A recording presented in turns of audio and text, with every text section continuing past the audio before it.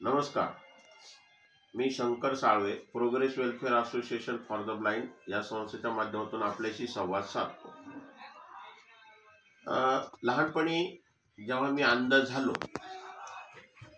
त्यानंतर मग काही काळ मला म्हणजे घरच्यांचा जो थोडा सपोर्ट होता, परिस्थिती बेताची गरिबीची होती. आजी होती, आईची आई, आणि वडिलांचा तर काही सपोर्ट नव्हता समजा. अशा वेळामध्ये आमची आई हमाली करून आमचा उदरनिर्वाह करायची. त्या दरम्यानमध्ये आमची आजी वारली आणि अशा वेळेस आम्हाला काही मला तरी सांभाळणारं त्यावेळेस कोण नव्हतं. एक बहीण होती, पण ती कधी म्हणजे मावशीच्या घरी, कधी असं वगैरे म्हणजे तिला असावं लागायचं. त्या दरम्यान ती म्हणजे आम्ही दोघेच बहीण भाऊ जनरली, पण बहीण चांगली होती आणि त्याच्यामुळे मग आमच्याकडे म्हणजे घरी राहण्याची आमची परिस्थिती पण एवढी काही चांगली नव्हती. मी ज्या घरात बोलतो आता तिथे आमची पूर्वी एक छोटीशी चिपटाची जो आम्ही जे उसाचं चिपट असतं ना त्याच्यापासून एक झोपडी बनवली होती. आजूबाजूला जे कारवे म्हणतात त्याचे भिंती, कूड भिंती करायचे त्या उभ्या करून बल्लीच्या वगैरे आधाराने त्या बांधून घेऊन आणि त्याला शेणा माती चिखलाचा लेप देऊन ती झोपडी उभी व्हायची. म्हणजे ती झोपडी शेतातली झोपडी बनवतात त्याप्रमाणे ती एक होती आणि तिथे आम्ही राहायचो. दरम्यान त्याच्यावर आजी वारली, मग आम्हाला काही आधार उरला नाही. तरी पण मी आपलं जे दैनंदिन हे खेळणं खाणं ते जसे जे येईल त्या पद्धतीने आमचं चालू होतं. परंतु ह्या दरम्यान आम्ही टाकळी गावामध्ये राहणारे दोन अंध मुलं होतो त्यावेळेस. त्यातला एक माझ्यापासून 300-400 मीटरवर राहत असेल आणि मी इकडच्या टोकाला राहत असेल. दरम्यानच्या परिस्थितीला आम्हाला एक व्यक्ती भेटले जे आमच्या इथे रामदास स्वामी सेवा समितीचे ते ट्रस्टी होते आणि त्यांनी जेव्हा त्या माझ्या एका म्हणजे अंध मित्राला, म्हणजे तो दुरून काहीतरी नातेवाईक येत असावा नसावा माहीत नाही, परंतु त्यावेळेस म्हणजे आमची ओळखच नव्हती एकमेकाबरोबर.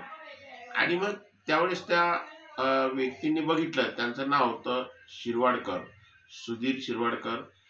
ते HL मध्ये सर्व्हिसला होते आणि इथे ते रामदास स्वामींच्या इथे रोज सकाळ संध्याकाळ दर्शनाला यायचे. तेव्हा रामदास स्वामी मंदिराची अवस्था जुन्या पद्धतीचा मठ असल्याने एवढी काही खास नव्हती, पण त्यांनी सेवा करायचा व्रत हाती घेतला असल्या कारणाने पहिल्यापासून ते त्या मंदिराकडे यायचे. सकाळ संध्याकाळ येऊन त्या मंदिराची देखभाल करणं, पुजारी नेमणं वगैरे वगैरे हे सगळं काम ते बघत होते. अशा गोष्टीत त्यांच्याकडनं एक सत्कार्य असं घडत असतं, म्हणजे ते काम चालत असताना अजून आमच्या बाबतीत असं एक सत्कार्य घडलं की त्या व्यक्तीची जो एक माझ्याबरोबरचा दुसरा अंध मुलगा होता त्याच्याबरोबर त्याची भेट झाली किंवा त्याला बघण्यात आलं. मग त्याच्या घरच्यांकडे त्याची चौकशी केली.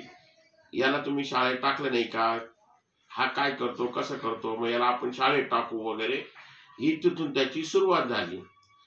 त्यावेळेस त्याला थोडंफार दिसायचं, तोही लहान होता आणि मग त्यांनी शाळेत जाऊन चौकशी केली अंधशाळेमध्ये. त्यावेळेस नाशिक मधली जी सरकारी अंधशाळा होती, नाशिक पुणा रोडला 5 बंगला, इथे ती अंधशाळा चालायची. 1955ला काहीतरी शाळा सुरू झाली होती. तेव्हापासून 20 ते 25 वर्ष 20-22 वर्षाची होईपर्यंत मला वाटतं शाळा तिथेच होती. मग आणि ते राहायलाही ते त्याच एरियात होते. त्यामुळे त्यांनी जाऊन चौकशी केली.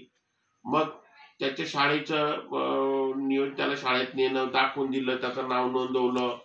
मग त्याची शाळेत आम्हाला शाळेत दाखल करण्यापूर्वी इंटरव्ह्यू घेतला जायचा आमचा. म्हणजे त्याला पण एक छोटी मुलं, तुमचं नाव काय, तुला नाव सांगता येतं का, तुला कपड्याच्या घड्या घालता येतात का, तुला स्वतःचे कपडे घालता येतात का, हे अन्न म्हणजे ही कडधान्य कुठलं आहे, याला काय म्हणतात वगैरे, असं एक छोटंसं साधारण याचं ज्ञान किती आहे हे बघण्याकरता शाळेत दाखल करून घेण्यापूर्वी आम्हाला दाखवायला बघितलं जायचं. मग अशा वेळेस त्याचं ऍडमिशन होऊन गेलं. आता त्या दरम्यान मी इकडच्या टोकाला असल्यामुळे मला यापर्यंत काही ज्ञात पण नव्हतं आणि मला माहिती नव्हतं. आई तर माझी अशिक्षित होती, तिला अंध लोकांना शाळा असते का नाही हे काही माहीतही नव्हतं.